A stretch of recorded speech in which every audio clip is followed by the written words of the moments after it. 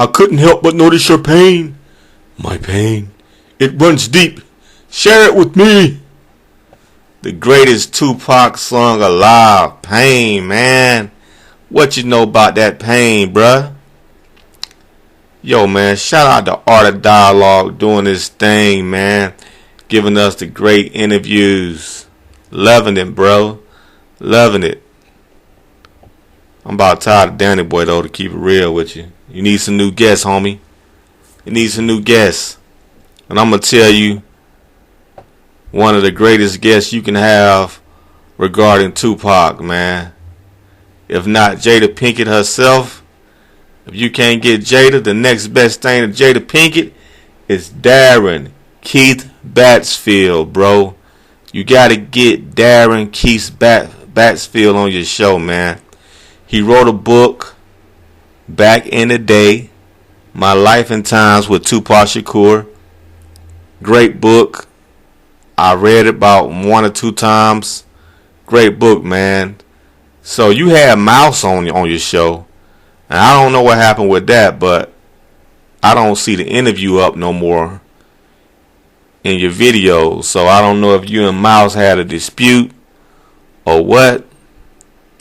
But Mouse was in that crew also that grew up with Tupac. But if you can, get Darren Keith Batsfield on the show, man. He grew up with Pac, met Pac at the Baltimore School of the Arts. I think Pac was probably around 17 at the time. 16, 17 years old. Great book, man. You got to read it. If you haven't read it, you got to read it. You know. So he knew Pac in his high school years. He said Pac used to get picked on. He was poor. He didn't hardly have any clothes. You know, it's a lot, man.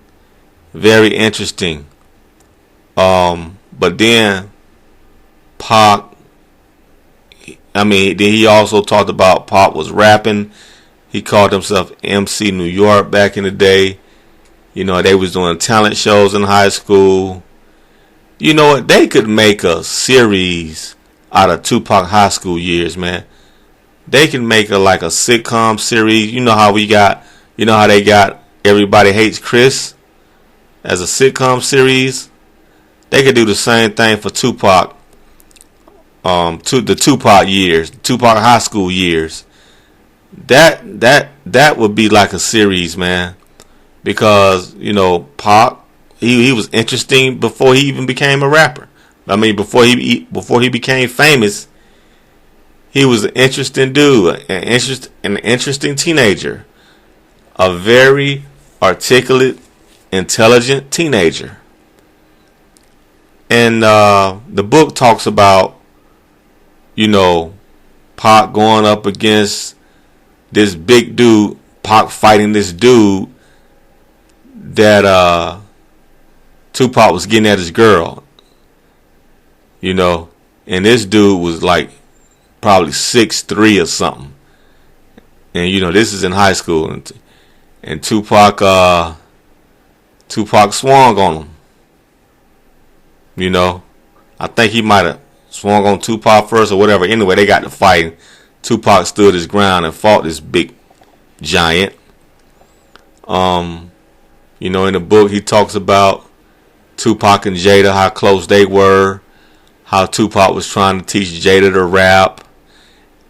He was trying to teach Jada to battle this other chick in high school. What else he talked about in the book? He talked about how Tupac, it wasn't about anything thug. Tupac was nothing like no thug back in the day.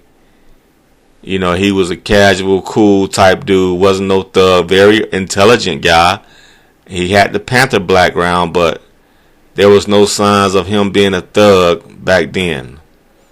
You know, or wanting to be a thug. You know, or anything like that. Tupac didn't have. He didn't see a shot. He didn't see a sign of Tupac. He didn't see a side of Tupac that Tupac likes to fight, because we know We heard the stories that Tupac loves to fight and all that, from Digital Underground, Money B, and everything else in the Death Row days. But in this book, he don't talk about Tupac liking to fight, or anything in that nature. Tupac would, defend himself, but it wasn't like Tupac was out there just running around wild looking for a fight. Nah, that's not the personality. That's not the Tupac personality he knew. You know what I'm saying?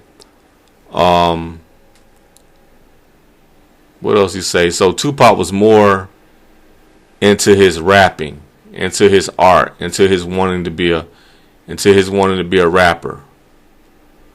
Until his wanting to be an entertainer more than anything. And what else, man?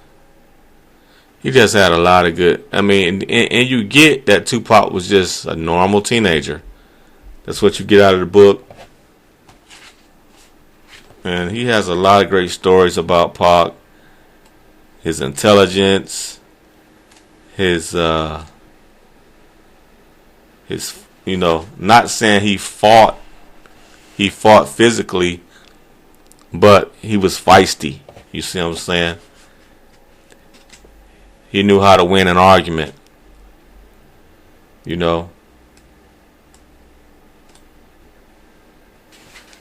talked a lot about his talent. Talked about his first job.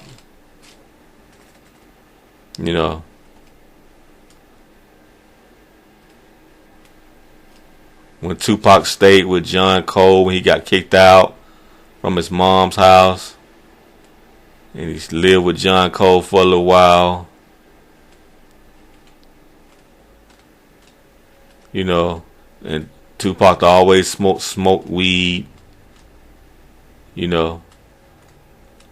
But this was based around Tupac, a young Tupac who was trying to come up as far as his talent is concerned, as far as being an artist, being an actor, being a rapper.